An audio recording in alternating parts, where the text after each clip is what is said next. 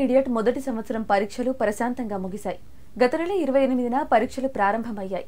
దుబ్బాకలో ప్రభుత్వ ప్రైవేట్ కళాశాలలు కలుపుకొని దాదాపు 869 మంది విద్యార్థులు పరీక్షలు రాశారు.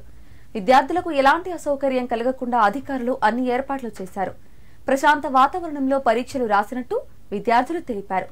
వచ్చే 2 నెలలు సెలవులను సద్వినియోగం చేసుకుంటామని, ఇంట్లో కాలక్షేపం చేయకుండా భవిష్యత్తుకు ఉపయోగపడే ఏదైనా కోర్సులో జాయిన్ అవుతామన్నారు. నా పేరు సుచిత్ర, నేను రామకపేట్ హాస్టల్లో చదువుతున్నాను. మాకు ఎగ్జామ్స్ చాలా బాగా జరిగాయి. 28 నుంచి ఈరోజు 30th డేట్ వరకు చాలా బాగా రాసాము. ప్రతి ఒక్క ఎగ్జామ్లో మేము మా ఎఫెక్ట్స్ అన్ని పెట్టి రాసాము.